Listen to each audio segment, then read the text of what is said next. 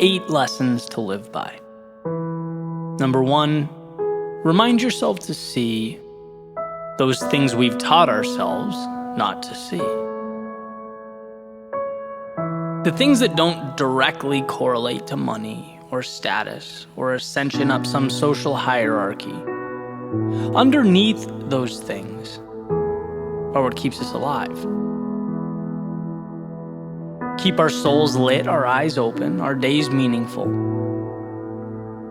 We don't think we need music to invigorate the soul. We don't think we need wind on our face or sand on our feet. We don't think we need to shut the world off so we can hear ourselves think. No, we fall into the trap of believing that beautiful is a luxury. It's not. It's why we're here. And it's not about being anti-money or status or whatever your goals are. But it is about realizing that those things without beauty and art and nature and calm are empty. They're a plane without wings, lungs without air. The things we have taught ourselves not to see are the things we need above all else. Number 2, you are stronger than you think you are. You are made to endure, to pave a path, find a way, rise to the occasion. And we know this when it's easy, but we forget when it's not. When the world feels stacked against us. When you're writing things no one reads, saying things no one hears, making things no one sees. When you know you have somewhere to go but aren't sure where that is, know you need to evolve into something but have no idea what. This is when you need to know that you have everything you need. It's not about finding new pieces. It's about arranging the ones in your hand. Like smoke expands to fill any room, your potential can expand to conquer any obstacle. You are stronger than you think you are. Number 3, some things are beyond our control. But being ready for the opportunity when it comes our way is very much in our control. And maybe it takes a day, a month, a year, longer. You can't control that. You can't control the path of that firefly, but when it lights up and comes your way, you can have the jar ready and the lid off. You can be well-read, well-prepared, rehearsed to the point of confidence, reliant on repetition and not hope. No endeavor is a coin flip when you use a double-headed quarter. One of the most valuable questions I've learned to ask is when and where in my life can I create those magic coins? Number 4, we are at our best when we are moving towards something. Inaction has an opportunity cost that is more expensive than anyone wants to pay. Places I haven't gone, risks I haven't taken.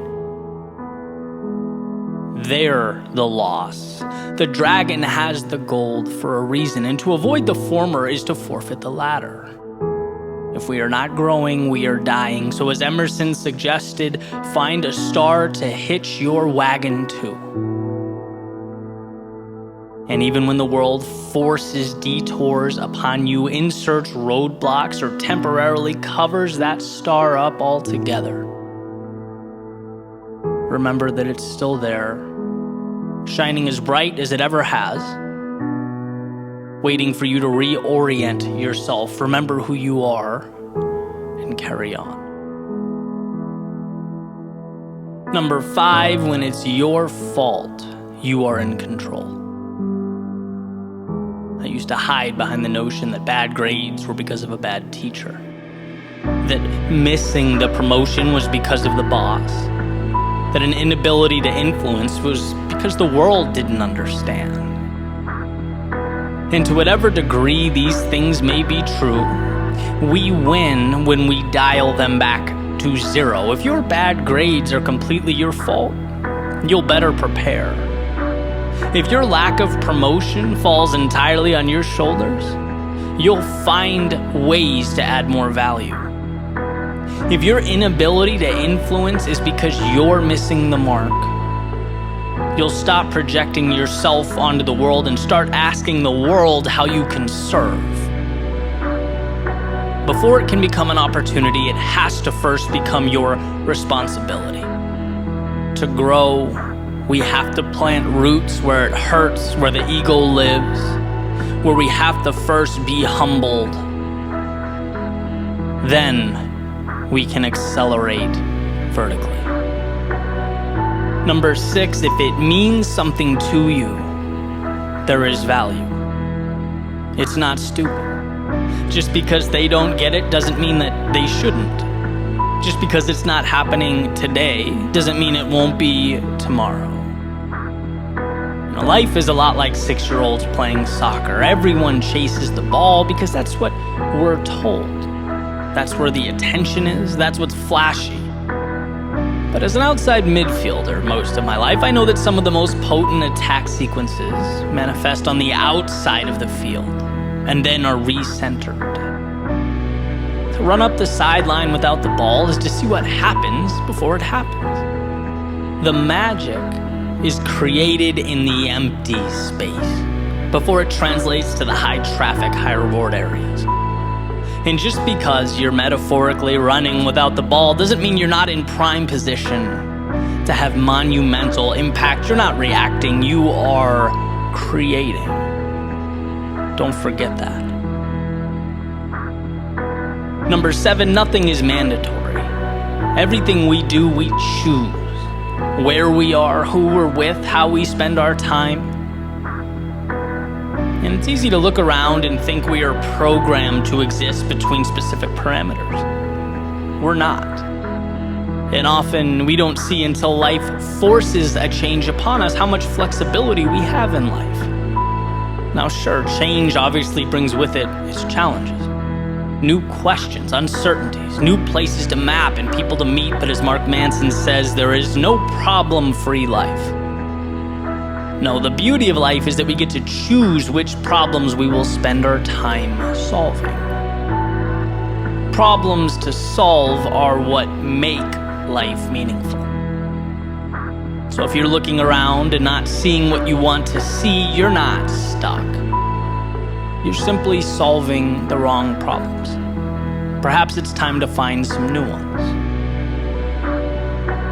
And number 8, tomorrow is not your answer. It's your problem. Tomorrow is your excuse to wait, to hold off, to rationalize stagnation. Tomorrow is the status quo. It's a fresh, new coat of paint on a car that won't run, or a new roof on a house with a cracked foundation. Tomorrow can only tell the story that is acted out today. That means without stepping into the limelight right now, in the immediate, in the present, there will be no story. Because stories aren't made tomorrow, they're made now. So let's stop expecting the messenger to be the author. And let's take fate into our own hands, write our own headlines during the only moment we'll ever have, the present one. So let the rest of the world dance around tomorrow. That's not where your mind should be. You should be working on the melody of today.